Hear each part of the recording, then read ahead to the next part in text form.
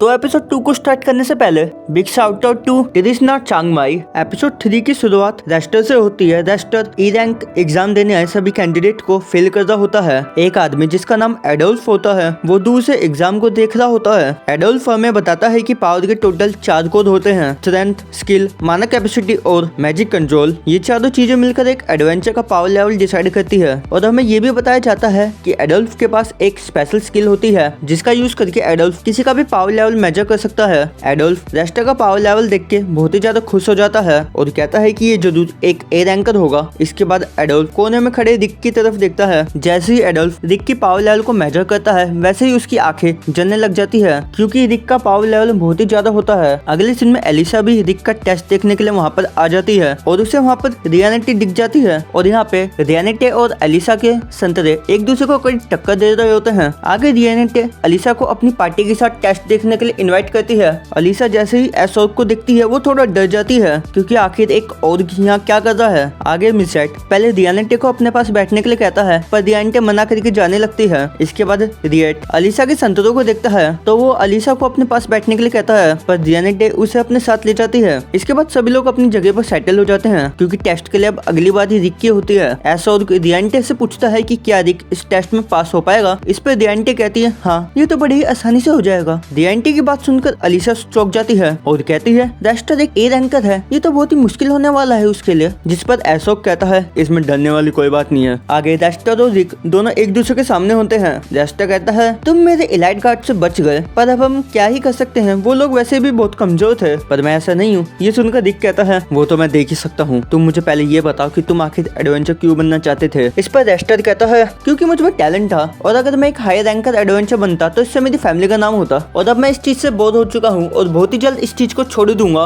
Raster का जवाब सुनकर रिक कहता है ठीक है, मैंने फैसला कर लिया है कि मैं तुम जैसे लूजर से हारने नहीं वाला हूँ। इसके बाद रेस्टर फर्स्ट नेचर का मैजिक यूज करके आइस सोर्ड से हमला करता है पर रिक बिना हिले उसे डॉज कर लेता है। रिक खुद को शांत करते हुए रियलिटी की बातों को याद करता है कि मुझे गुस्से में नहीं आना है और खुद को शांत रखकर रेस्टर को ऑब्जर्व करना है। इसके बाद रेस्टर third nature of magic fire blast का यूज करता है पर रिक पर उसका भी कोई असर नहीं पड़ता। रिक को देखकर एलिसा थोड़ी डर जाती है पर एसोक उसे समझाता है कि हमने रिक को बहुत अच्छे से ट्रेन करा है। अगर कोई इंसान 20 साल की उम्र से खुद को ट्रेन करता तब जाके उसकी मानक कैपेसिटी बढ़ती है पर रिक ने 30 साल की उम्र में ट्रेनिंग चालू करी थी इसलिए रिक की मानक कैपेसिटी बहुत कम है। इस चीज को काउंटर करने के लिए रिक ने अपनी बाकी 3 चीजों पर बहुत मेहनत करी है। और हमें फ्लैशबैक दिखाया जाता है जहाँ पर एसोक रिक को एक जंगल से गुजरकर पास के गाँव में जाने के लिए कहता है लेकिन रिक के दोनों पैरों से 100 किलो के 2 बड़े बड़े गोले बंधे हुए होते हैं जिनके साथ रिक को जाना होता है और साथ में पूरे जंगल में बहुत ही खतरनाक जानवर होते हैं। इसके बाद हम फिर से प्रेजेंट में आते हैं। रेस्टर रिक पर फोर्थ नेचर ऑफ मैजिक का यूज करता है पर उसका भी रिक पर कुछ असर नहीं पड़ता। एसोक एलिसा को बताता है कि मेजर ने रिक को मैजिक की ट्रेनिंग दी थी जबकि उसको पता था कि रिक के पास कोई ज्यादा मानक कैपेसिटी नहीं है। रियलिटी ने रिक की स्किल्स को ट्रेन करवाया है और अब रिक हमारे जैसा एक एस रैंक एडवेंचर बन चुका है। रेस्टर एक के बाद एक हमले करता है पर रिक पर इसका कोई असर नहीं पड़ता। रियलिटी कहती है रिक भले ही एस रैंक एडवेंचर बन चुका हो पर उसे खुद भी इस बात पर भरोसा नहीं है। इसके बाद हम फिर से एक पास्ट का सीन देखते हैं। रिक एक बड़े से पत्थर पर पंच मारकर उसे तोड़ देता है पर एसोक कहता है ये तो कोई भी एफ रैंक वाला कर सकता है, तुम्हें और ट्रेनिंग करनी होगी। इसके बाद हम फिर से प्रेजेंट सीन में आते हैं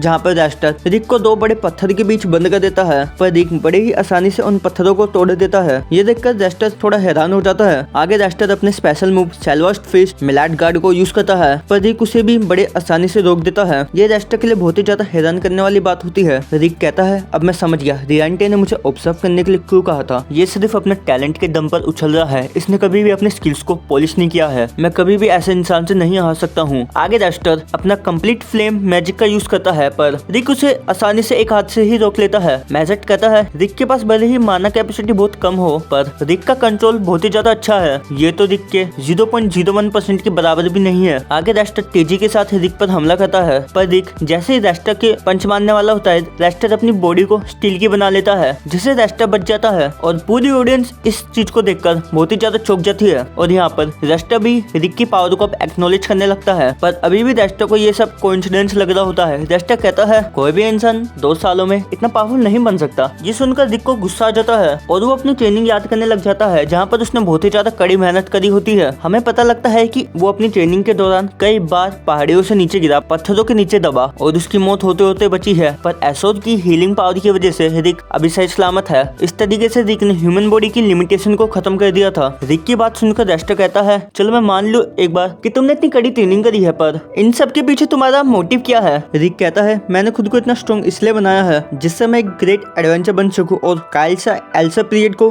पकड़ सकूं। जिसकी बात सुनकर रेस्टर का छोटा भाई और फ्लीड दोनों हंसने लगते हैं। एसोद कहता है कि हमारी पार्टी का गोल भी यही है। रेस्टर रिक से कहता है कि ये बस एक कहानी है, काइसर जैसा कुछ भी एग्जिस्ट नहीं करता, ये सब कुछ बस बेकार की बातें हैं। रेस्टर की बात सुनकर रिक कहता है, तुम नहीं समझोगे, वैसे भी तुम्हें इससे क्या करना है? रेस्टर कहता है, ठीक है, मैंने बहुत बकवास सुन ली। ऐसा कहकर रेस्टर सेवंथ नेचर का मैजिक यूज करता है, जिसके बाद जमीन से कुछ रूट्स निकल कर आती है जो रिक को पकड़ लेती है। और इसके बाद रेस्टर एथ नेचर का मैजिक यूज करता है जो कि बहुत ही ज्यादा रेयर और पावरफुल होता है। इसे देखकर एक पल के लिए रिक भी हैरान हो जाता है। इस मैजिक में बहुत सारी रूट्स निकलकर एक बड़ा सा मॉन्स्टर बना देती है जिसको रेस्टर कंट्रोल कर रहा होता है। आसपास के सभी लोग उस मॉन्स्टर को देखकर डर जाते हैं। रिक इस लड़ाई में पहली बार फर्स्ट नेचर का मैजिक यूज करता है। ये देखकर रेस्टर हंसने लगता है और कहता है, इससे मेरा क्या ही होगा? रिक कहता है, मैं इससे तुम्हारा सर उड़ाने वाला हूँ। रिक की बात सुनकर रेस्टर जोर जोर से हंसने लग जाता है। रिक कहता है कि अच्छा तुम बताओ कि तुमने अपने इस मैजिक को कितना ट्रेन किया है? जिस पर रेस्टर कहता है, मैंने कुछ बार इसको यूज करने के बाद ही इसको मास्टर कर लिया था। जिस पर रिक कहता है कि मैंने अपने इस मैजिक को 100 मिलियन टाइम्स का यूज किया था, पर कोई इस बात पर यकीन नहीं करता क्योंकि 2 साल में एक मैजिक को इतनी बार यूज करना फिजिकली पॉसिबल नहीं है। एसोद